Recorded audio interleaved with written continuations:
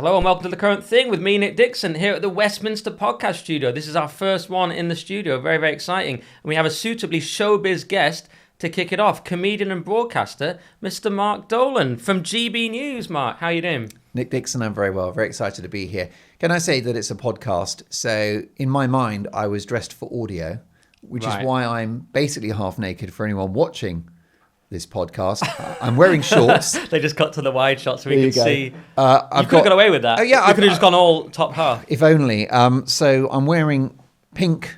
I think they're pink. They're sort of off pink mauve Primark shorts, which I've had for many years. Built off the back of miserable labour conditions, but an absolute bargain at £6. But we're getting Mark, the real Mark Dolan that people don't see. Correct. Because I've seen you like this in the studio. That's right. This is not for public consumption normally, but we're already getting a glimpse behind the kind of Teflon Trump-esque persona of Mark Dolan. Correct. Because you are, you're very showbiz, but we're getting the real Mark now. This is why we brought you on, to get the real Mark. I'm a very casual and carefree type personality. And in spite of my 5 decades on this planet, because I am now 50, so I'm actually I'm now so old that I'm getting that habit of announcing how old I am. I've already started getting in early with telling everyone I'm 50. You look amazing for 50. I can't believe you're 50. Is that right? I mean, the lighting in here is That's why you say it, isn't good. it, to get that compliment? Yeah, basically, I'm an insecure person. Welcome to showbiz. Obviously. But yeah, so I'm not really fully dressed, but it's great to be here. Well, great to have you. And I didn't know where to start. I mean, do you want to quickly plug your podcast at the start as well? That's Because really you're on nice of GB you. News, and your show is obviously on several nights a week. And I totally know which nights because I'm at the station. It's the weekend, isn't it? It is really. Friday, Saturday, Sunday. Yeah. Friday, 8 till 9. Yeah. Saturday and Sunday, 9 to 11. It changes a lot on GB. That's why I'm not always confident giving the exact times. That's exactly And you've also right. got a podcast on self-help now. I do. It's called The Mark Dolan Way. We are over 60 shows in. I say we, it's me on my own in a room. But I've got these different chunks of my personality. And one of the chunks is politics, which has always interested me. And I did a politics degree. One of the chunks is comedy. And I've been a stand-up for 20 years. One of the chunks is broadcasting. And I've done stuff like Balls of Steel and sort of Channel 4 entertainment shows. And then the other chunk is self-help. I'm addicted to self-help books. And I think it's because I read a book called The Easy Way to Stop Smoking by Alan Carr. I don't know if you're familiar with it. Never needed it because I never started. I Right. despise smoking. Did you smoke? It's very briefly. Because it'd be really weird if you read that and you didn't. Yeah. You'd be like, I just want to get the background in case I ever start. You briefly smoked and you got this book. Yeah, and I wasn't even a heavy smoker at all, but I read the book and didn't look at a cigarette again. Wow. And at the time, I think that book had sold 6 million copies, and now I think it's 20, 30 million copies. This is Alan Carr, not the UK comedian and entertainer, but just this guy who was a heavy smoker himself. He wasn't a doctor or anything. He was actually an accountant who was smoking 70 a day, and his smoking was so bad that he'd get dressed to go to work, get in his car, light up a cigarette, get a nosebleed, go back in his house, because he smoked so much it affected the capillaries in his nose. So he would then bleed onto his suit. He would then go into the house, change his suit, get back in the car and light another cigarette. He was just wildly addicted. And he just somehow in his head, he had this eureka moment where he unlocked the issue of addiction, actually, because now there's a franchise, Alan Carr. You've got there's a book about alcohol, a book about smartphones, sugar, and anyway, so the essence of the story is that I read this book, never looked at a cigarette again, and I realized that a book can change your life, like tangibly, materially change your life, and also just a protocol, a technique is going to be transformative, because essentially the psychology deployed in the book is a great fix for addiction. And a close relative of mine was quite a heavy drinker and read the Alan Carr book about drinking. Hasn't looked at a drink since then. It's amazingly. So I need to read a book about eating ice cream late at night. Well, is there one about that? Definitely. Well, there is one about sugar. So the mechanism is exactly the same. I mean, just to give you a little flavour of. Don't say flavour. I'll just start eating ice cream immediately. You look hungry, I've got to say. Yeah, thank you. But the essence of the idea is that addiction is a trap, and willpower doesn't work. Okay, so if you just say, right, I will not drink, I'm going to be really strict about that. That's like a sort of ticking time bomb Willpower is based on the idea of how long can I survive without that thing I really want, which is so great. William Burroughs, the great writer, said willpower is a myth. It's a complete myth. And we're sold it all the time, which is a message that, if you do fall off the wagon, that you're inadequate, that you're pathetic. And that's completely wrong. And actually, the Alan Carr philosophy is contrary to the idea of Alcoholics Anonymous too. Now, I don't want to diss AA because they've helped millions of people and it's a great support. But he doesn't have any truck with it whatsoever, because the essence of AA is that I'm an addict and there's nothing I can do about that. I can just take one day at a time and just try to get to the end of each day not drinking, but I'm an alcoholic. And he doesn't take that view at all. So his thing is that the minute you understand that not only do you not need that drug, but that not having that drug is really great, right? That you're not missing out, then you're free. So put simply, with cream cakes, if you're not eating cream cakes, but all you're thinking is how great they would be, and I'm going to be really strict and not have those wonderful things that would enhance my life and make me feel fantastic, then you're an addict and you will stay that way. But if you just think, I am free from cream cakes, I've been liberated, they no longer control me. And in the absence of cream cakes, I will have the money I used to spend on cream cakes, and I will lose weight, and I'll be all lean and thin and happier and free from the lure, the siren calls of sugar and fat all blended together. So that's it. So that's the amazing. So this is why I'm very excited about my podcast, is because these basic ideas, the idea that the way you address addiction is to understand that drug is obviously it's negative, and the absence of that drug is actually like tremendously great. So if you feel like you're missing out on the drug, you'll remain an addict. And if you understand that you're free from it, then you're free. I need to read the sugar one, because for me, giving up alcohol is not a problem at all. I gave up for years, then I started again, then I gave it up again. This year I've drank twice, once with a friend who insisted, and once at Nigel Farage's birthday where they're giving out free champagne. I thought it'd be weird if I'm not drinking anything. So I just sort of had like 3 small glasses, fine. That's only twice in the year. By the way, that's not a name drop, because I don't think Farage really even knows who I am. Of course he does. He's a big fan of headliners. Is he? Yeah, and he loves Nick Dixon. Maybe he just doesn't like me then. He obviously just I think at least he's always nice to me, but I just I'm not totally knew who I was. Anyway, there's not lots of interesting people there. The point is, I think he calls you Mick. He makes that classic schoolboy area. Dick Nixon. I quite enjoy Mick Dixon on DB News. Yeah, probably. I don't think he knows who you are, but I'll get there. My point is, not drinking is so easy for me. Didn't take long to bring Nigel in, did it? No, but we'll get to politics. But I just want to address your self-help thing. Whereas ice cream, I'm really struggling with because it's the only joy in my life. But you're telling me I have to get rid of that feeling that it's the only joy and have some other joy. Correct. Well, if you see the joy of not having it. So you said to me before we came on air that you'd like to be a bit leaner. You'd like to shed a couple of pounds. Yeah, it's about half a stone lighter. It's a world of difference. So I'm a different person. with the ice cream, if the absence of ice cream means that there is no tummy and that you're lean and that you're cut and you look great on the beach, suddenly the absence of ice cream becomes something that you really, really want to make happen. Oh, it's the only Tony Robbins thing. You make the pleasure greater than the pain. You make the pain greater than, what did he say? It's something about pain and pleasure. You have to make the pleasure of getting it, or the pain. He said you have to reverse the pain and pleasure principle somehow. Yeah. Because at the moment you're thinking the pain of not eating the ice cream is worse than the pleasure of having it. He's like, you have to make the pain of eating it and being fat worse, the worst thing. Raise up the pain thing and change your pain-pleasure ratio. This picture of being lean in your mind, then your appetite for ice cream becomes zero. It's an amazing thing. I mean, I didn't want to dwell on that, but it just... that book, that philosophy, that approach to addiction, and then, but by the way, it goes way beyond that. I'm a huge fan of the Chimp Paradox. You tried to get me to read it, and I actually have read it. Book. I started. I don't think I finished it. The Chimp Paradox, because you said this would make me less angry. Definitely. Well, it 100% would. So that's another great book and a great concept. And I mean, I can just do it in a matter of seconds to explain it, by Professor Steve Peters, who helped a lot of athletes win Olympic gold and all the rest of it. So he is a psychiatrist. So this is actually a medical doctor who has a proper understanding of how the human brain works. This isn't just some American guy in a t-shirt who works out a lot saying, love yourself. I can't bear those books which are just full of platitudes about think positive and put a smile on your face. No. This is rooted in science. And it's the idea that your brain is in 3 sections. You've got your own personality, your essence. That's your soul. That's just you.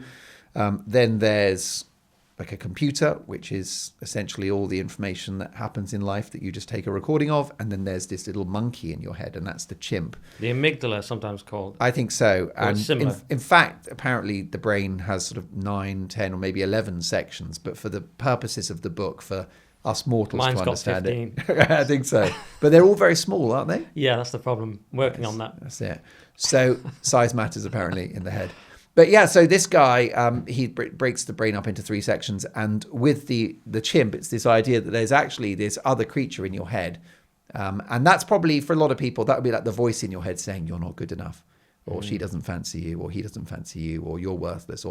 Or the voice that goes, you've got a job interview tomorrow, but why don't you go out and get drunk anyway, because YOLO. And what the book does is teaches you to sort of train and manage that emotional little chimp that's in your head. Because you can't kill it and you can't discipline it, but what you can do is just get it under a bit more control, and it's an absolute game changer. So all these things. So my podcast is just full of, I read a lot of other stuff, and then I just pump it out on the show, and stuff that's helped me, I try to sort of share, basically. Yeah, because people might not realize that about you. So that's one chunk, is the self-help chunk. Then we've got... And I tell stories about my life as well. So if something's happened in my week, can I just tell you my story of the week? Yeah. I'm one of those people that insures my white goods. Really? Yeah. Have you ever done that? I forget to even... I don't even bother calling up the warranty. I say I forget. I just don't want to. It's like you buy a flat... I've just moved into a place recently, and you meant to call the warranty things. I just don't.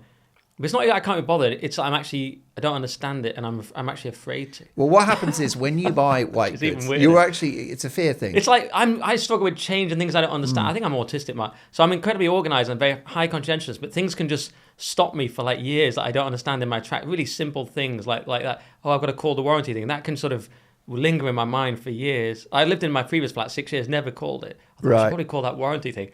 But I'm not like a lazy person. It's kind of strange, but some things... They just, I can't. It's almost like you don't want to tap into available help. You're almost self-destructive or something. Like there's this resource there that's at your disposal, and you don't tap into it because you don't want to ask or something. Something weird. Anyway, sorry. You insure your white goods. Yeah, what it is let's say you buy a fridge, and normally for about 1 or 2 or sometimes 3 years, it's just kind of insured. It's like a warranty thing. A lot of these white goods, they come with, like it says on the... Mine have always come with the flat. I live in these new builds, but you've actually bought one of these posh Smeg frizzes with a little water thing you can get. Bit of John Lewis action. Not quite that far. That's the dream. Anyway, so it's fine. So then what happens is that after about 3 years, they write to you and they say, for £3.50 a month, do you want to just like keep insuring it in case it goes wrong? And I find that these devices do break down, and then it's a really expensive repair. So anyway, there is an amazing twist to this story. So I've got this fridge, and all that's happened is that the lower shelf on the fridge for the bottles of wine that I enjoy drinking is too low. So basically it broke, and so I've put a different shelf down there. It's too low, so every time you open the door, all the bottles just fall on the ground and break, which is not great. And then there's a crack in the middle shelf of the freezer unit. So this is very rudimentary, right? It's a shelf and a drawer. So I call them and go, hey guys, I just need a shelf and a drawer. Could you send one? Here's the model number, right? And that's going to come with a courier. I get an email yesterday saying, thank you for your inquiry. We were unable to repair your device. Please choose a new one from the drop-down menu below. So I have this ridiculously good fridge freezer, which is going to be replaced because they can't find a shelf and a drawer. Yeah. And because it's insured, they will give you a new one. Yeah. Anyway, I've been on, and what you do with these things is you just get the most expensive one. So literally 1,300 quid's worth of fridge is coming on Monday. Game changer. I'm struggling to see how it's self-help. This is more life hacks. It is, but I suppose the advice would be, if you've got devices that break down, it's worth insuring them. See, so I'm getting a new fridge that I don't... Now I've got to find a home for this perfectly good fridge that works, because I don't want it to go into landfill. Do you need a fridge? People thought this would be... I'm all right, because I'm just... Mine's buzzing a bit. People thought this podcast would be about politics, comedy, GB News. It's like, no, it's how to get a new fridge. They don't know you like idea, Mark. This is the real Mark. Exciting. And then last episode, I stood near a woman and farted in Waitrose. And I thought, because we were in a busy supermarket, she wouldn't notice, but she noticeably moved away after I farted. Right. These are all the stories of a 50-year-old man. I now believe you're 50. Because they're the exact story. And I was wearing my shorts, so it meant that the gas just like came But straight you got that Waitrose name drop in there, just in case anyone thinks Mark's shop in Aldi. He's got expensive fridges. He shops at Waitrose. This is high level. I go to all the places. Because you've got your own show. This is how... It's true. At my level, it's Aldi. No, but I can go to Aldi and I can like really splash the cash. That's the thing. Yeah, okay. You know, I feel like a Kardashian in an Aldi. Do you know what I mean? Yeah. You're playing in a lower league, something Man Bags United. and bags. I'll take staff in with me if I go to an Aldi and they can carry stuff. Yeah, it's like when Man United play. I was going to say Wrexham, but Wrexham are doing really well now. But yeah, okay, you just slumming it in Aldi. All right, so that's the self-help / the Mark Dolan Way podcast. Check it out. Dolan It'll Way. Change your life. I'd love to live the Mark Dolan way because my life, I'm just much more neurotic and complicated than you. Oh, that you've proven quite more complicated than we thought. You know, your fridge story, the farting and Waitrose, but you're just quite upbeat, aren't you? And you're quite sort of positive and things like that. The most amazing hack. Do you procrastinate? Well, I did on that warranty thing, didn't I? Yeah, you did, right? 6 years, didn't even bother. Procrastination is rooted in fear of failure. It's expectation.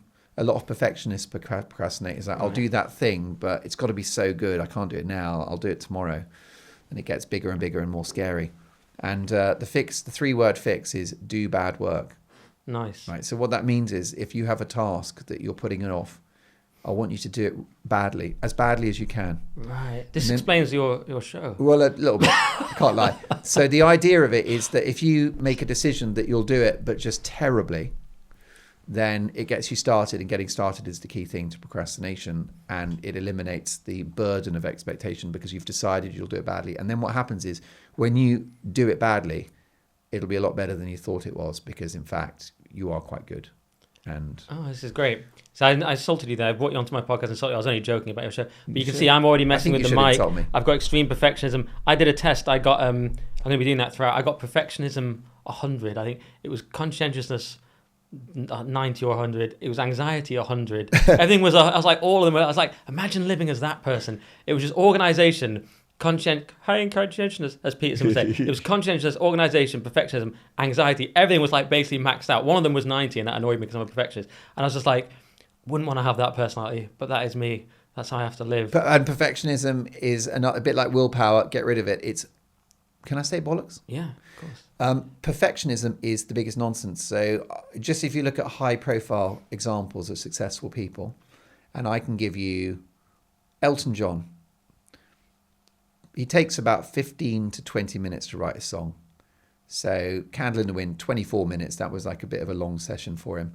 He churns it out. It's the volume model for William Shakespeare, Charles Dickens, Elton John, the Beatles, David Bowie, Prince. Volume, volume, volume. None of those people were perfectionists. What they were is they were prolific.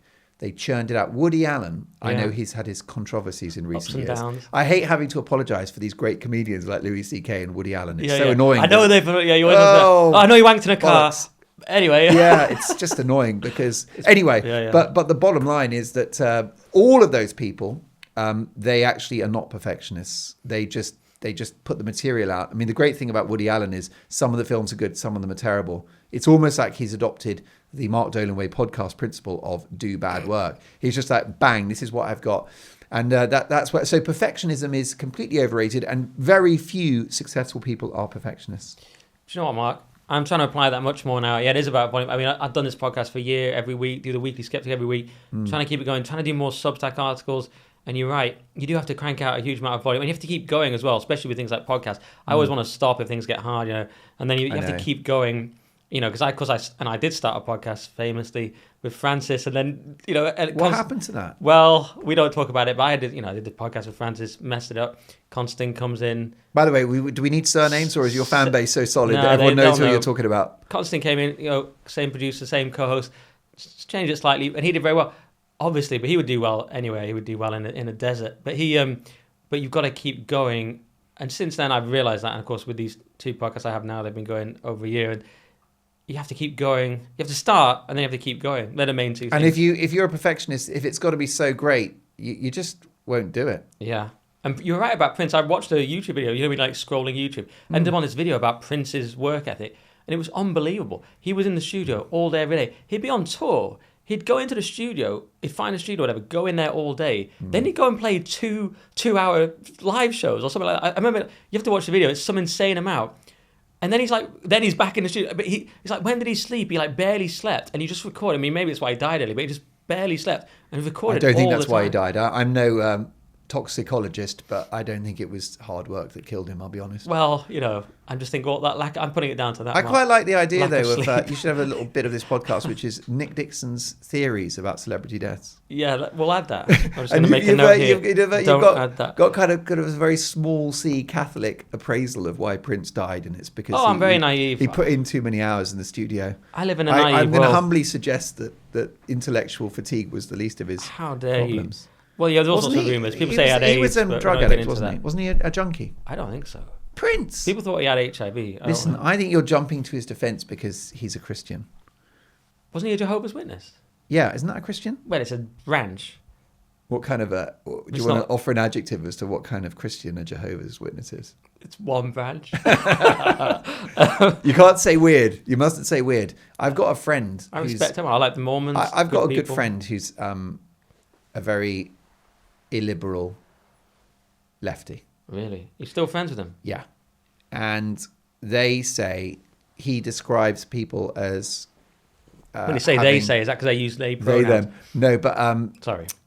He'll say, I bumped into someone from the other day and they had some really weird opinions about stuff. And I'm very triggered by the idea of weird opinions. Right, because then he lists 5 things you agree with. Well, exactly, there's that. It's just you've got opinions that you share or that you engage with. But for me, there's no such thing as a weird opinion, because that suggests a thought process that's appropriate or not appropriate. And I think that's the path to tyranny.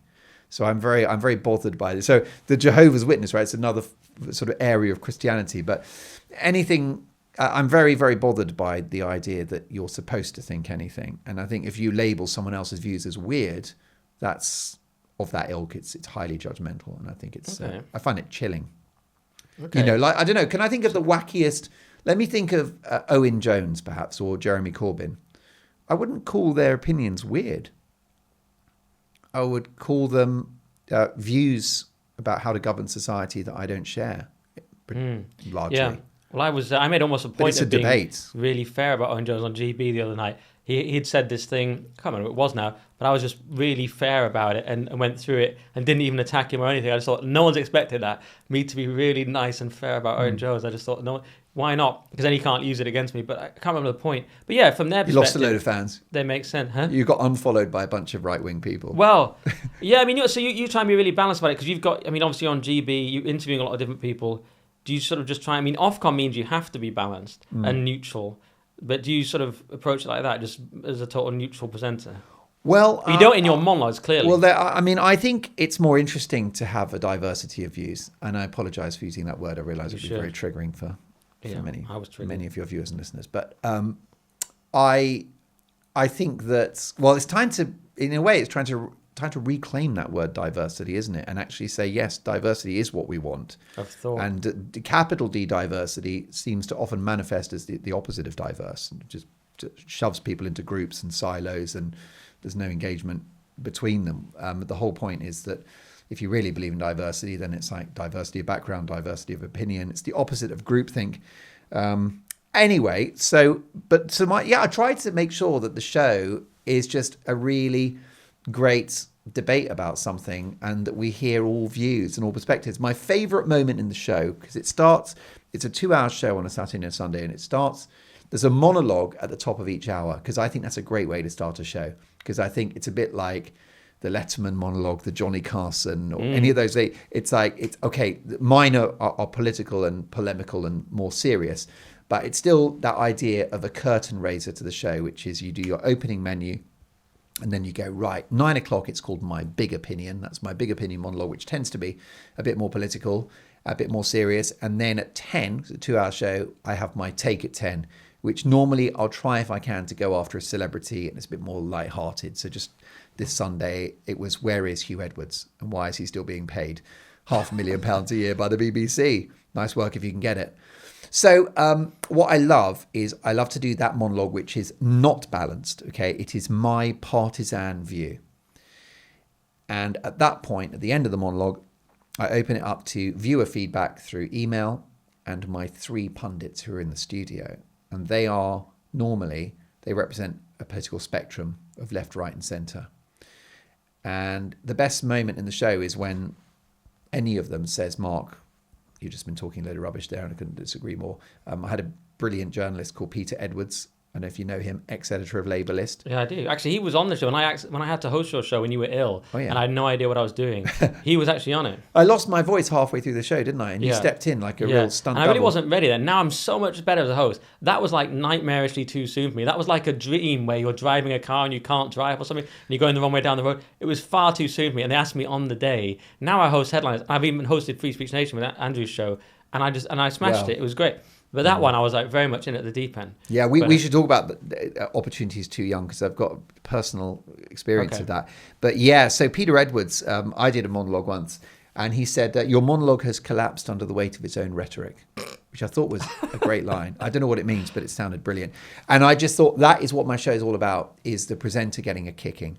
Okay, and that is what I'm so happy. I'm like a pig in SHIT when all of the panel disagree with me, and it's just, you're rubbish, you're wrong, that's nonsense. Because I just really enjoy engaging with ideas, and I love the debate. And I've seen some high-profile presenters be very thin-skinned and spend the whole show defending their position. Whereas my attitude is that I've got 2 monologues where I can say everything I think, at which point it's over to them. And then it's just like, okay, your turn, do your worst. Because now that's very balanced. That's good for a host. But one sort of accusation against you, Mark, was that you, because you used to be a Remainer, and then I heard sort of people saying, oh, and people say a lot of things, but they were like, oh, now Mark's like, he's sort of a Brexiteer for pay or something. Like, you're on talk, you're on talk radio, and like, oh, now Mark's suddenly got all these different views. So what do you say to that accusation? Well, what I would say is we are all Brexiteers, because the United Kingdom is no longer a member of the European Union. And I've always been super open about you say a lot on Remain. your show. And the funny thing is that the Remainers who are furious with me, they're sort of stumped by the fact that I'm owning that, because the expectation would be, if I was this sort of terrible turncoat, is that I was secretly a Remainer, but in order to sort of win plaudits, I've actually pretended to be Brexity. But in fact, work for Boris. I was a little bit. That's exactly right. Well, exactly. A man of not too much principle, I don't think. And I will never forgive him for the lockdowns. I'm sure that will come up. I hope it does. But the bottom line is that I was 50-50 on Brexit. But what I thought is that there would be short to medium term economic impacts. Okay. But I thought other aspects would be probably quite good, such as sovereignty, control of your borders. And would have been nice. Wouldn't have been right. Yeah. You can only dream. So that didn't happen, did it? But anyway, so then what happened is that Brexit did happen, and I think there has been short to medium term economic impacts, which I wouldn't debate, right? So I wouldn't even deny. So small businesses, it's a hassle for them to export stuff. You've got musicians struggling with visas to perform in Europe. You can't just suddenly, it's kind of, I always said that culturally, it's a shame that the young generation can't just suddenly decide, right, that's it, I'm going to go and be a farmer in Italy now. That's been taken away from them. So I don't deny any of that stuff. But what happened is that the result occurred. I was very surprised when it occurred. But I thought, okay, well, we're out. Let's get on with it. And I'm a very absolutist person, which is probably unhelpful and probably unhealthy. But I do have this thing that if you're going to do Brexit, I think you should do it properly. So I became like more or less a sort of no deal Brexiteer. When there was that debate about the withdrawal agreement and actually the manner in which we would leave, my idea of hell was to have a customs union and single market membership, but not be in the European Union, paying all that money, not having any control. It just seemed like the worst compromise. So I just felt that once Brexit had happened, let's go for it and let's have the full fat option, please. Let's get the hell out of there and let's trade with the rest of the world. And I'm affronted, a bit like my comments earlier about how I'm triggered if someone says that there's an individual with weird opinions. I mean, the only discrepancy I would make is if someone has views which are based on lies, and I know that's already quite subjective, then you can judge somebody for just spouting bollocks. But other than that, for me, it's entirely up to you what your outlook is. And when it comes to Brexit, the disaster hasn't happened. So the the kind of economic collapse, the run on the pound, the house market crash, sky high unemployment. In fact, Brexit has, Britain has basically just sort of shrugged its shoulders and got on with it. London has ignored it and pretended it didn't happen. The City of London is as significant as ever. The UK has just leapfrogged France as number 8 in the world for manufacturing, putting pay to the idea that we don't make anything or Brexit will be bad for exports. The services industry is huge. Investment into the UK is bigger than I think Germany, Italy and France combined. We had much lighter recessions post-pandemic than all of the other our European counterparts. Unemployment is, So in other words, where's the crisis? So I'm irritated by the narrative. I don't like narratives, and there's a narrative that Brexit's been a disaster, and all that is from bitter Remainers who couldn't accept the result. There is no disaster. Like I said, there have been impacts on businesses. It's affected Northern Ireland, and culturally, there's a cost. Well, I know people at the Bank of England, they certainly hate it, and all the blob type people hate it. But yeah, I mean, I'm told we're the second greatest power in the world the other day on that. Do you see that? But it was a soft power, it turned out. It was financial services and legal services and things like that. So it's like, we're second in the world. It's like, are we? Because it doesn't feel like we are. I mean, you've given quite a positive Mark Dolan spin there, but do you feel positive about the country? Well, like, for example, looking back on Brexit, if that vote had happened again, what way would I vote? And I just don't know. I just don't know, because I've got so many friends and family members that are furious about Brexit. So because I sort of like loyalties to them, I'd be like, would feel, they would be so furious with me if I voted Brexit second time round. I'm glad I don't have that dilemma. I did vote Remain because I knew there would be a cost, but it would be fine in the long run. But what I will say is I think it's gone way better than anyone anticipated. We haven't even started yet. I mean, what the people selling Brexit, that it needs a better PR, because the big thing with Brexit is that you don't even need to see the economic outcomes and stuff, because Brexit in itself is actually, it's an end in itself. And what I mean by that is that you have exited a political bloc which is located overseas. Okay, so it's actually a win just being out. So what that means is you are not paying £20 billion a year in payments. Now, £20 billion for access to EU markets, which, by the way, we now have through a free trade agreement, which is comprehensive anyway. So over 20 years, those payments of 20 billion a year would be the cost of the pandemic. It's a lot of money. Brexit is an insurance policy against ever being in the euro, which was always a threat as long as you're in the EU. Tony Blair tried to do it, and it was only the majestic Gordon Brown that put the brakes on it with his fake 7 tests, which were never going to be fulfilled. I've never heard Gordon Brown described as majestic. No, but that was one of his two things were his nimble-footed response to the credit crunch and keeping Britain out of the euro. So it's insurance against that, single European army, control of the borders, sovereignty, etc. So it's even before any economic benefits or otherwise, it is actually an end in itself. And the Brexiteers don't seem to understand that. And I'm a bit frustrated by some of the hardcore Brexiteers who are sort of now moaning that it's not Brexity enough. But it's like, fundamentally, we're out, and it's now sink or swim for this country. Now, you asked me what are my thoughts about Britain. I think... Yeah, just because I know so many people who are basically doomers about it, that people at Lotus Eaters and all these people I know, probably myself included, tend to think the country's finished in various ways. Mass immigration, you can look at anything, cost of living, you can look at a whole host of factors which we could go into, but education, public health, yeah, exactly, and defense. And but you're a more optimistic person, it seems to me. So I want to know if there's a more optimistic spin on it. Well, one of the positives about Brexit is that we have control now of our destiny, and we've got no one else to blame. And I think we're at a crossroads. I think we could have a great future, or we could not have a great future. But I think it'll be good if we go down a route of high tax, business hostile policies, just welfareism, just en masse, an enormous expensive state, indebtedness, deficits, all of that. So big spending, big taxation.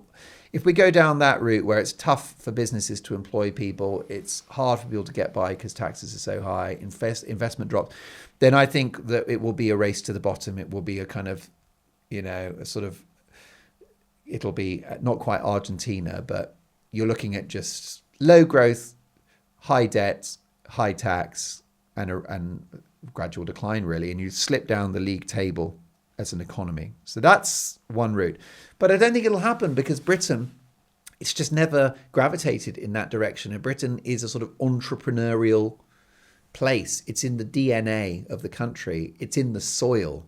It's a mercantile culture. The Brits have always looked outwards. They've explored. It's always been, by the way, a very diverse country with never been a homogenous society. It's always been a set of islands that were descended upon by others. And you're not claiming we've always been a country of immigrants and all that stuff, are you? Well, I mean, we've been visited upon and plundered by every group you can think of. There's like 10 Huguenots. Everyone makes it sound like we've always been a melting pot. Look at the Vikings, we've been the Celts. Yeah, there's been like Angles, Normans, and Vikings. There's the been Germans. Like 3 groups. The Germans, the French, the Spanish. Anglos, the Saxons, Normans, Vikings. There's been like a small, and over hundreds of years, very, very gradually.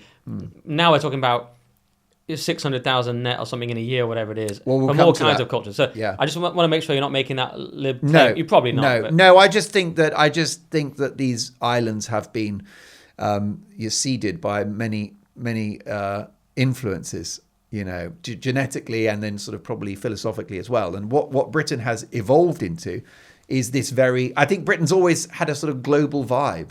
It just feels like, obviously you've got the British Empire as well, but it's certainly at times been sort of the capital of the world in some aspects. Britain, yeah. England less so, you could argue. But Britain's a sort of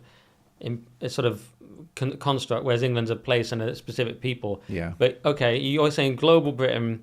So I just feel that it's a country that's always had that sort of global outlook and this sort of slightly entrepreneurial flavour to it. And that includes the British Empire, which inherently was a sort of, apart from being a sort of strategic, sort of military, territorial entity, it was business as well. It was trade. It was, capitalism. So I think that we will gravitate in that direction. And what will happen is, even if it's a Labour government, whoever's in charge, I think Britain will the natural sort of settling landing point for the UK is to be a competitive market economy based upon the rule of law, public order, sensible defence spending, track taxes. Britain, is just always been a sponge for investment. I think it always will. And I think that won't go away. I mean, you had a decade of Thatcher who was swept to power by working class Brits who had never voted Tory in their lives because she felt they were on her side. And she was a capitalist. It was the market economy. It was freedom. And there were challenges. There was the sort of how things played out for miners. They lost their jobs, working class communities. You could argue inequality grew, but Britain, for better or worse, became a much richer, more successful and significant country in the 10 years that Thatcher was in charge. And latterly, when Tony Blair took over, he sought to continue that legacy. So I take sort of Thatcher and Blair as proof that actually different parties, different political philosophies, but a similar broad aim, really. I mean, New Labour was aspirational. They kept taxes quite low. Investment in the country grew. Yeah, they spent more on public services, but essentially it was pretty economically dry. And I think that's just always going to be where we settle. And you'll probably have more extremes where you'll have a Tory or even a Reform UK administration that will be a bit more on the right, but then you'll have a Labour administration that are more on the left. But I think in the end, it balances itself out quite well. So that's my hope is that the country's destiny is reflected by its past. Wow, it's such a radically more optimistic version than I'm ever used to hearing with the kind of people I speak to. Because I see Starmer getting in and I see him bringing in euthanasia, abortion up to full term, and so a death cult on both ends of life. I see continued collapse in all areas of life. The country becoming third world, which I don't mean a racial statement, but in terms of collapse of all possible services and increasingly poor. We're already poorer than the poorest state in America, which is Mississippi. Some people think by 2030 we'll be poorer than Poland. I just see basically doom and decay, but you see it totally differently. Maybe you know more than me. I don't see it differently. I mean, you've even got the Labour Shadow Chancellor Rachel Reeves saying that she's going to she's going to continue with no cap on bankers' bonuses. Now, introducing a cap on bankers' bonuses is such an easy win for a Labour shadow chancellor. And she said, no, there will be no cap on bankers' bonuses because I want to support the financial services sector in this country. And I find that and I'm no fan of Keir Starmer or this current Labour offer, but I find that exactly an example of what I mean. We're about to have a Labour government that's still going. Bankers can make as much as they want because they are pro-growth. They're going to be trying to be understand exactly right. And except on non-doms, they're going to try and rinse the non-doms, and they're all going to leave. Yeah, and then of course the Tories have got in behind that as well, which I think is complete madness because we need to love bomb rich people. I'm very sad that we live in a world where there are rich people, but as long as there are, that's the reality of it, and we need their money for hospitals and schools and police and defence. And for some reason, a lot of people don't seem to understand that if you sort of just bash the rich and tax them, they'll go somewhere else. They're very mobile. And I mean, Emmanuel Macron is currently trying to attract millionaires to Paris because he understands that it's really good for the economy. Well, the non-doms will all go there then. I mean, are you really sad about rich people? Are you some sort of communist? No, you said I'm sad that rich people exist. Yeah, I mean, I think it's dysfunctional that there are billionaires. Right. I think it's the Pareto distribution. It's just a mathematical inevitability, but you don't think so? Well, I think it's dysfunctional, but I don't see a way around it that doesn't involve socialism. Yeah, okay. And I think that socialism is the failed idea that never goes away. Okay. And I find it tiresome that we have to keep every generation remembering that socialism's really bad, that it impoverishes everyone, yes, that it's a race to the bottom, it's a failed economic model. But for some reason, we seem to be having it all over again, but so be it. I know, it's pretty annoying. The only thing I want to pick you up on in one of those answers was when you said we only got ourselves to blame in regards to Brexit. I suddenly thought, but what about the deep state? And you mentioned, the high taxes. Well, Liz Truss is on the sort of media tour at the moment with her new book, and she famously tried to bring in different tax ideas, and they ousted her pretty quickly. So, and she's been talking a lot about the deep state, how you can't get anything done. It's a sort of quangocracy. She couldn't convince the Bank of England of anything. Yeah. She really didn't have that much power, it sounded like, at all, and then they got rid of her completely. So when you say we have ourselves to blame... Well, I said that, yeah. In terms of Europe, but Brexit, because of Brexit, we are now a sovereign nation, and it's up to us whether we make this project a success or a failure. But that would include, now this talk of the deep state, it's been sort of mocked by sort of establishment media types, hasn't it? Yeah. And by the way, I think a lot of the... Because she's hanging out with Bannon now, who always talks about deep state, party of Davos, you know what I mean? So but I think, exactly, I mean, I think that I heard Liz Truss on the Julia Hartley-Brewer breakfast show on Talk Radio about 5 years ago, and she was a cabinet minister in some department or other, and Julia eviscerated her. I mean, she literally destroyed her. It was the most embarrassing, cringeworthy interview you've ever heard. And I remember hearing it at the time and I thought, well, they're talking about Liz Truss as a potential Tory leader. And oh my God, that was so embarrassing. It's a non-starter for Liz Truss to ever be Tory leader. She became Tory leader and she did crumble in the top job. But the points she's making, many of them are very reasonable. So this idea of the deep state, she's been mocked by that. And by the way, can I just say that a lot of the conversation around Liz Truss has been, in my opinion, incredibly sexist. I think that there's been a lot of sort of journalists mocking Liz Truss, and they're on Twitter being very vicious about her. And it feels a bit, I'm not one to play an ist card, but I think that there is quite a lot of sexism towards Liz Truss. I don't know why. I think you could see it a bit with Theresa May at the time as well, and maybe Suella Braverman. But interesting. I also saw a video from my friend Ed saying that she's autistic, and once I saw that, I was like, oh yeah, they're kind of mocking her for being a bit autistic. Then I suddenly thought, maybe I've been mocked for this as well. I suddenly related to Liz Truss because, she needs things a certain way. Apparently, it's all in a book. Apparently, she has to have croissants for breakfast. It can't be. And she's a mathematician. She's a mathematician. She's very big on maths. She's very big on his theory, and I think there's something to this. Was that she was very big on this is the economics. I've done the maths. This is the answer. And she wasn't so good at grasping things like political realities, social nuance, pragmatic things like the Bank of England won't like that. Yes, but it's right. Yeah, but that's not enough in this world. You know what I mean? So I quite admire the purity of her vision in that sense. Well, definitely. And I think, as I say, I think a lot of the sort of language around what's been said about Liz Truss feels sexist, and it feels patronising, and it feels a lot of sort of journalists, left-leaning journalists in Islington just sort of sneering at her. I don't quite like that, to be honest with you. I find it a bit insulting. But anyway, this deep state stuff, I mean, it's just a language, isn't it? Because when she uses that expression, then she falls prey to being called a conspiracy theorist or whatever, because the deep state is, maybe some people sort of couch that in sort of conspiratorial terms. But as you've said, there are other words for it. The blob, which was clearly identified by Dominic Cummings. The civil service and our public institutions. And yes, we can sink or swim based on Brexit, but we're going to need those institutions on board for whatever the plan is. And yes, she's right to say that they are not on board at the moment. So if you look at the Rwanda plan, the Home Office do not want that to be a success. Culturally, as an entity, the Home Office is doing everything it can to stop the Rwanda plan from working, as are the House of Lords, as is most of the media. Now, I think the Rwanda plan is controversial. It may or may not work. It may be a very expensive white elephant. But it strikes me that those who are opposed to it are not serious about tackling illegal immigration. Because really what it is, for better or worse, it's the only serious attempt to tackle this issue.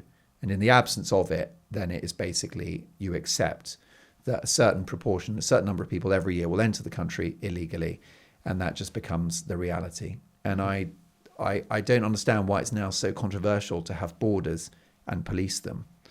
And that's a crossroads for the country. It's legal and illegal net migration.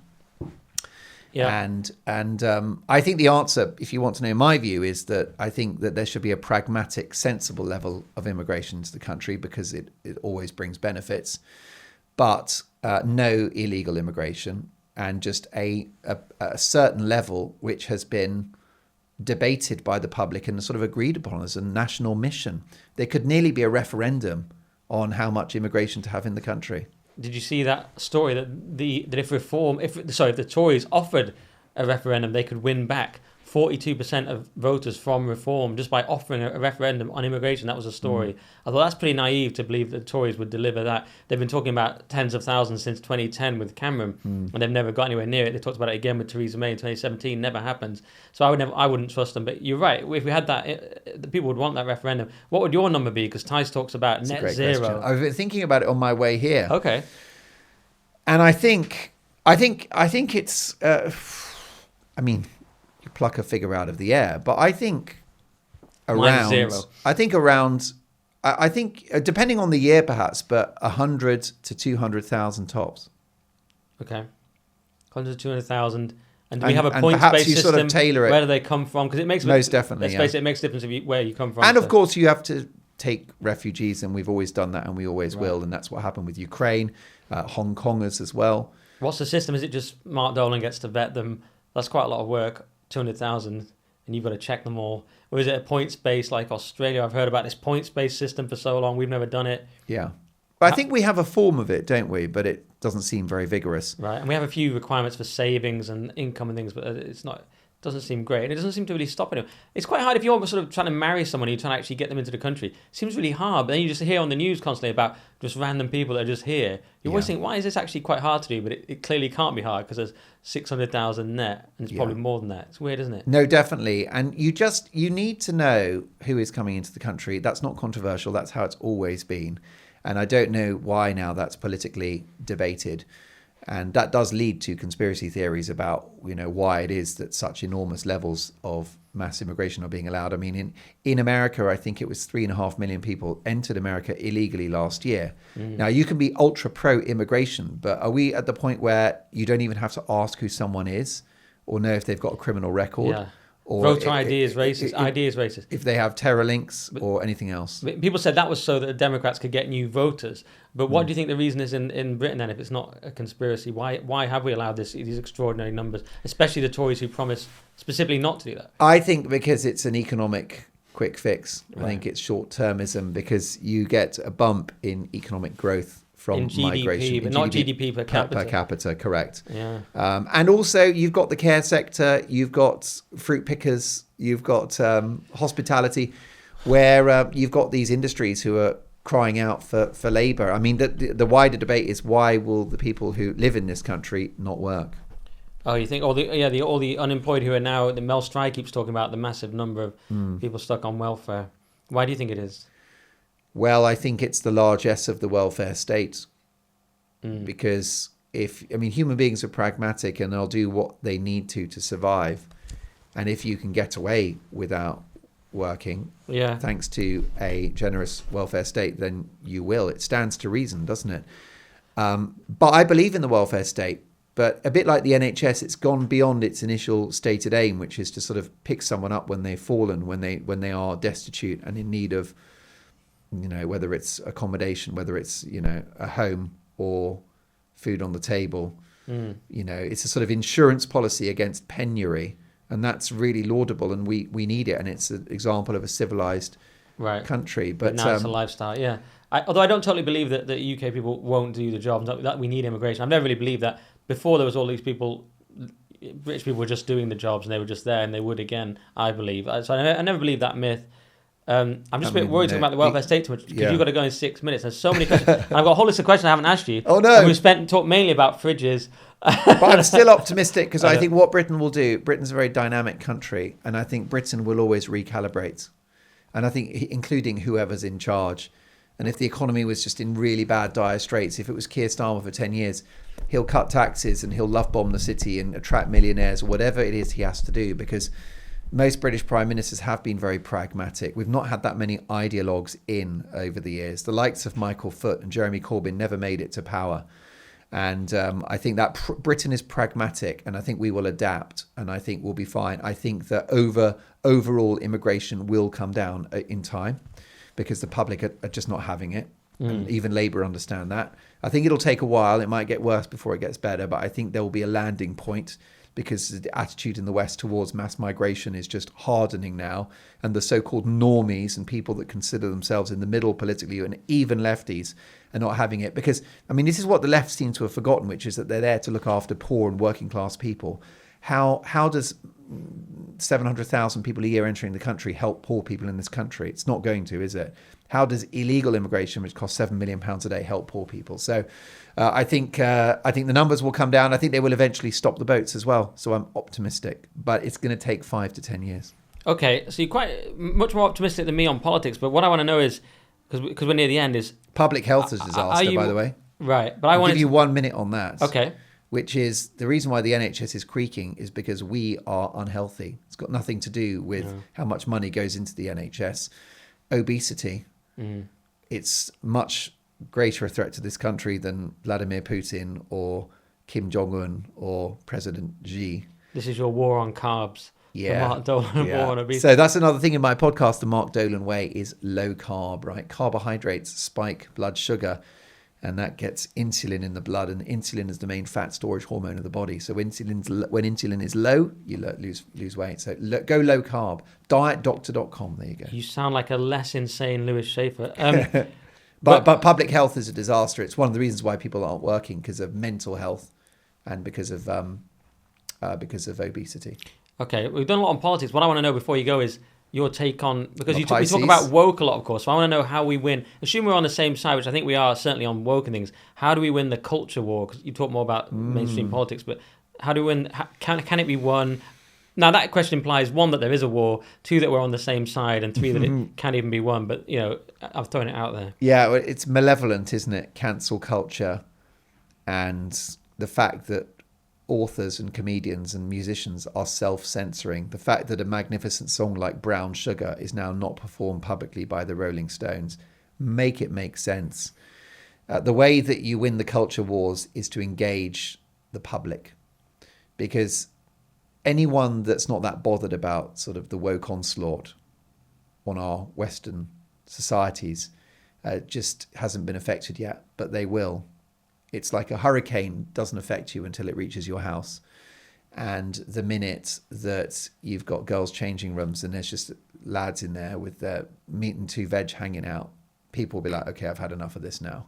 So the minute that the public sort of realise how mad all of it is, then you'll get the pushback, and it will disappear very quickly. I mean, you've seen it with regards to the treatment of children, transitioning children, the Cass review, the fallout from that. So I feel like the edifice of wokeism is crumbling. Look at the popularity of Ricky Gervais as a comedian. Mm-hmm. And he's the most anti-woke comedian out there. He's un-PC. He's doing jokes about illegal immigration. He's doing jokes about race. He's doing jokes about trans people.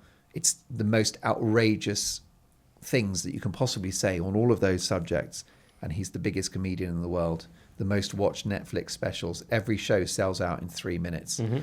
So the wokeism cannot survive because it doesn't stand up to scrutiny. It doesn't make sense. You're being told a man is a woman, and if you don't accept that, then you're just a bigot. It's telling you that you know there's a seasonal respiratory virus which is nasty, but you're going to lock healthy people up for 2.5 years and trash the economy, and that will stop it. You're going to say that open borders is somehow nourishing and good for society and will all benefit. None of it makes sense.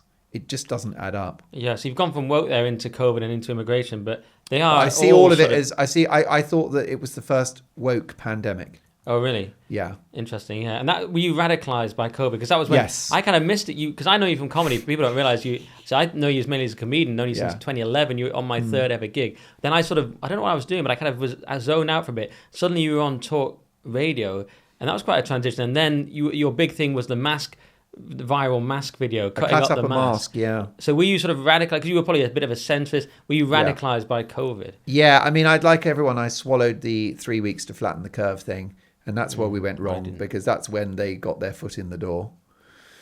And I was even quite relaxed about masking until the mandate came in, because that was the point at which they were covering our faces without any real data to back up that would stop COVID. And we were told that the masks were, by people like Jenny Harries, leading authority and advisor to the government on it, saying it's counterproductive, they get dirty, it doesn't, you know. So, you know, this was just extraordinary that we were being told to do stuff that made no sense whatsoever. Now, I'm not diminishing the tragic loss of lives from COVID, and too many were taken from us, and it was a bad new virus. But it was non-fatal to almost everyone. A third of people had no symptoms. That's an official government stat. There was one campaign that said, act like you've got it.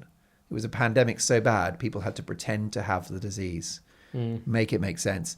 The masks that we were supposed to wear, did you know that even if you had a scarf on your face, that counted as a face covering, demonstrating that this wasn't about the science? You were literally fulfilling a mask mandate if you had a scarf on your face. That was the advisor was said, you know, the N95 surgical mask or a scarf or a Hermes scarf. Yeah, right. Madness.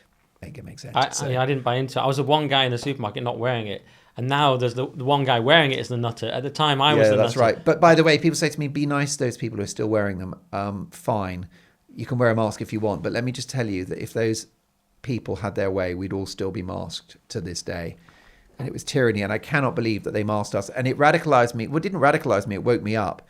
Because this made me realize that the experts are often not the experts. They're often wrong about stuff. I've got a passionate interest in nutrition, which I just touched on. I went low carb, which meant eating less healthy whole grains, which is what we're told they are. I gave up seed oils, things like sunflower oil and rapeseed oil, which are inflammatory and obesogenic. I gave up sugar. I gave up rice, pasta. I gave up carbohydrates, basically. What's left, Mark? There's nothing. I lost 3 stone. And gained energy and mental clarity and transformed my health. Blood pressure came down, absolute game changer. To this day, the NHS is not telling people to do that. And many, if not most doctors are still skeptical about low carb, even though leading NHS doctors like David Unwin have been proponents of it and have seen their patients reverse their diabetes and all the rest of it.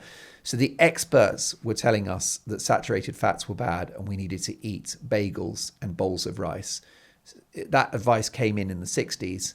We've had it for decades now, and all we've seen is obesity explode.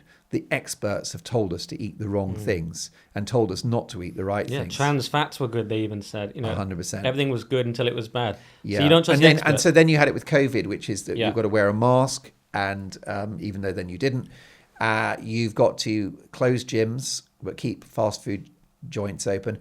You also are going to lock healthy people in their homes who probably should get COVID so they have immunity. But instead, they're going to stay at home and wait for a vaccine which isn't ready yet, which won't have all the tests that vaccines normally have, so that statistically you don't need. So I think the vaccine was great for people that risked hospitalization or death. But I don't understand. No one has ever, including top experts, have successfully explained to me why the healthy population were vaccinated so enthusiastically. All right, well, we've gone over your time, Mark, so I feel bad, but you've got to go. But it's good that you were very strong on the mask, as I was. I was very passionate about the mask. It's even hard to explain. We why also locked people up all day and then let everybody go to Tesco for 1 hour. Yeah. How does that work? Yes. So maybe there was a Black Lives Matter march. Probably was. I'm not stupid. I understand that if you stayed at home and didn't meet anyone, you wouldn't get COVID. I get that. But if you stay at home all day and then go to Tesco for an hour... At the same time as everyone else. Yeah. I know, it was absurd. Well, the most absurd was school closures, of course. Was when the Black Lives Matter thing meant, no, there's no COVID for a second because this is more important. Yeah. Like, I'm sorry? I know. Yeah, but I knew it was nonsense. I never wore the mask. Obviously, and I got triple vaccinated. Oh, you got vaccinated? Yeah. Oh, this is a pure bloods only studio. And I've never said to anyone, don't get vaccinated on air. I never said it. I said the government advice is to get vaccinated, all the rest of it. But and I've got no problem with vaccines. It's just, and my kids are all up to date with their stuff. Wow. But it was the people risking their jobs and crazy pressure to have medication that statistically a sizable portion of the population from where I'm looking didn't need it, particularly if they'd had COVID. So, I mean, by the way, I think there's a huge scandal when that comes in terms of the people that were injured by the vaccine. And I hope it's not great numbers, but whatever the numbers are, it doesn't matter. Anybody that statistically didn't need to get the vaccine but was injured by it, to me, that's a scandal. Mm-hmm. Absolutely. Well, that's why I'm a pureblood, Mark, and I'm sad that you're not, but I'm glad you've woken up now. You know, is there anything? And the low carb probably counts as your vaccines. You've had all these dirty vaccines, but then you're so pure with your diet. And listen, if there's a vaccine for cancer, I'd get it because I could get cancer. Do you know what I mean? So, but the whole point with the vaccine, I'm very pro-vaccine, was like, is it too much for us to decide whether we have it or not? Particularly given the relative low risk of COVID to the vast population. That's the thing. It wasn't the bubonic plague. And children weren't like falling dead with it. Is there anything you haven't covered? But I'm worried you've got to go because I've heard American podcast hosts say, I want to be respectful of your time. Oh, you're so good. So that's the phrase that's in my head. And it's already, I don't want you to leave any stone unturned. It's 4 and you've got to get on your moped and then you'll drive too fast on your moped and then you'll kill yourself and I'll feel bad. And, and you're so light, you'll just fly through the air. And well, is there anything there that the only thing I didn't really cover, I've asked about the cultural and so on. The only thing I didn't really cover is whether stand-up, because you're a comedian, which people don't realize when they watch it. Now they don't necessarily realize your background. Is comedy even viable now, and is there a way forward for things like stand-up? And because I sort of lost all faith in comedy even being a thing and just moved into this. Well, you're a brilliant comedian, and I think your audience need you, and I think you should be back on the circuit, or at least doing your own shows. And I think that comedy is not just viable but essential, and comedians are the canary in the coal mine. And you've had heroic figures like Dave Chappelle and Louis C.K. and Ricky Gervais and Jimmy Carr, who have essentially done their duty as comedians, which is to push back against narratives and to say things you're not supposed to say out loud, which is the essence of a comedian. And during the pandemic, I think you'll agree, many comedians just became very corporate and just decided that they would propound any government message, whether it was about COVID or anything else. And now you've got comedians who are members of the cult of woke, and they're peddling that stuff to diminishing returns, I would suggest. If you look at a lot of mainstream comedy on TV, a lot of stand-up shows on telly, audience numbers are dropping because people don't want that stuff. They just want a good laugh, which is why the likes of Ricky Gervais are so popular. I mean, it's just like, look at the numbers. They don't lie. Yeah. I've just remembered, actually, that's kind of how we kind of ended up in this world together. You had your talk. We're not supposed to talk about talk now, but you had your talk radio show and you let me come on and talk about COVID and stuff because we were both against it as comedians, which not many were. Yes. I forgot about all that. Yeah, and comedians attacked us for challenging sort of some of the COVID madness. And when did comedians stop questioning stuff and going against the status quo? I know. I don't know what happened. They just completely rolled over. And it was quite pathetic because it affected many of them sort of professionally. The pandemic was really bad for them, but they decided to be the sort of standard bearers for this stuff. Well, they've done it with gender ideology. I was looking at a clip with Richard Herring, and I won't even say someone else yesterday. I'll say Richard Herring because he threw me on the bus when I was being cancelled, so I don't mind saying him. But they were, very like having a go at Graham Linehan. They're going to be proved horribly wrong on that one as well. So. Well, I mean, exactly. And just on everything. I mean, I have arguments with people because, people just, discuss what I'm talking about on my show or on Twitter or anywhere else. And I always just say, just give it 5 years. So like trans ideology is all the rage a few years ago. And I feel, like I said, I think it's crumbling now. The Cass review is, I think, just the beginning. Mm-hmm. And I think that you're going to see that with cancel culture, the woke stuff. You've got just people like Gervais just packing the rafters. There's a brilliant, did you see that story? The Irish Times, it was a journalist writing, I think it was for the Irish Times.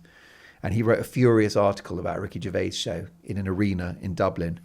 And do you remember this? Yes. And he said, I'm surrounded by 15,000 people laughing for 2 hours. I've never felt more ashamed or, I just couldn't understand it. And this was just this is establishment media groupthink versus the public.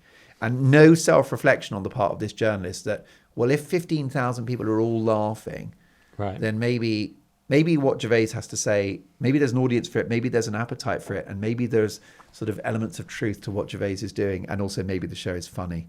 But as far as this not self-aware journalist was concerned, the show was a disgrace. And 15,000 people are wrong. Yeah, Vox Populi, Vox Dei, as one of our colleagues likes to say, the people are right. Voice of the people is the voice of God. Very, very quickly, on that note, what about GB News? I totally forgot. Can it survive all the attacks against it? You've got hit pieces from these activist groups. You've got Ofcom always threatening it. Will Starmer shut it down? No. As briefly as we want, future of GB News. No, Starmer won't shut it down. And GB News it can't fail. And the reason why is because there's a gap in the market for what it does. And we have a regular contributor to the channel who is a left-leaning journalist and a former red top political editor. And he just said, well, there's a left-wing sort of slant in the media.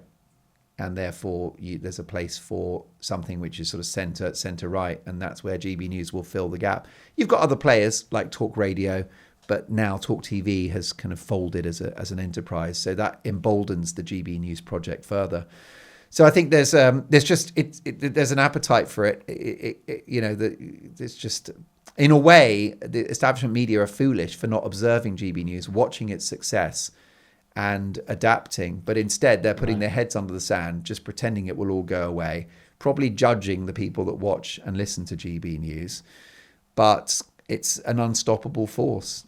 Yeah. And, in a way, it's a sort of existential threat to establishment media. These podcasts are a threat to establishment media, right? Podcasts are a threat to BBC radio and commercial radio. And YouTube and stuff that people post online and shows like this are a threat to television. I mean, Joe Rogan is the biggest threat. I would say so. Joe Rogan's got the most watched talk show in the world. Yeah. And he does it in his garage, basically, with one producer. So I think I see GB News as, even though it is actually an establishment media platform because it's a regular telly, but I think I see it as part of this sort of wave of new media. And all it is it's just media which reflects the public and the audience. I mean, all GB News does is just sort of debates things that other networks won't, that people are concerned about. Yeah, do you know what? When you were speaking now, I suddenly thought you're right. I mean, the BBC could easily outflank, maybe I shouldn't give them this tip, GB, by incorporating some of this and stop being such weirdos, like a political party when the Tories suddenly do a Labour-style tax policy or vice versa and kind of take it out of their hands, they can't do anything. If the BBC just weren't so BBC, they could actually win back people, but they just can't. It's who they are. All they have to do is give Nigel Farage a show on BBC One on Sunday morning. So you got Laura Kunzberg, and then an hour later it's just Farage. Hello, I made it to the BBC. Yeah, but what you would do is you just pull in all of the millions of people that voted for Brexit. Yeah. But anyway, so I think they don't get it. You saw that with the Brussels shutting down this right-wing conference the other day. Yeah. And it's a PR coup for Nigel and his mates, and they just they don't understand that the more you try to suppress this stuff, what you should do is look at GB News and think, I don't like that, so I'm going to start a network to rival it, and we'll be better. Mm-hmm. But they won't. You've got me laughing now because I'm just picturing. Welcome to Question Time. A lot of people said Nigel wouldn't be here. Just Nigel Farage on Question Time. You're not laughing now. No. Anyway, you've got to go. There is one thing I would say as well, finally, is that there's an argument for doing things differently. And I think people are too focused on GB News's political position, right? Because I don't really think there is a political position, because it's quite a broad church. And it's Ofcom regulated. And it's Ofcom regulated. And also the feedback we get, there's an awful lot of feedback that they go through, and we always hear two things: breath of fresh air and balanced is what. Now you might laugh at that, but that is how it's perceived by the people that love it. Yeah, it's insanely balanced. It's too balanced. It's got far lefties on there like Novara Media. Well, there you go. So, but I think that there's so much focus on that. But I think that a gazillion people, including a relative of mine who's the biggest lefty, he watches GB News all the time. Now, why is that? Well, because it's quite unpredictable, it's quite provocative, it's quite entertaining, it's quite funny. Things go wrong. Microphones, we've fixed it mostly now, the technical stuff, but you get the occasional technical howler. It's real, and it's a bit bonkers. And I think that it's not this finessed, corporatized. Right, it's quite English in a way. Exactly, it's got a. Some journalists reviewed it and said that the set, the creaky sort of Crossroads type set, has got a kind of sort of charm about it, like a homely charm, and so I think, and we have, as you know, enormous freedom when we're on air. Yeah, absolutely. So I think actually half of GB News' success and its big success for the future is just that it does telly differently, and it's not left or right. It's just that the way it's done, it's a bit of a startup, it's a makeshift, it's honest, it's authentic. And I think a lot of people watch that. And I think the future for GB News is to make it a broader church and pull in everyone, get everyone watching it. Yeah, all right, brilliant. Well, speaking of GB News, you've got your show to plug, Mark Dolan. We always change the name. The Mark Dolan Way is the podcast. Anything else you want to plug before you go? Mark Dolan tonight on GB News, Saturday and Sunday 9 to 11 in the evening, Friday 8 till 9. It's the Friday 8 till 9 that threw me. That's why I'm like, now you're on Friday 8 till 9. It's very confusing. Yeah. When we've got the Mark Dolan Way on all podcast platforms. And anything else? What's your Twitter? I've got a fridge to get rid of.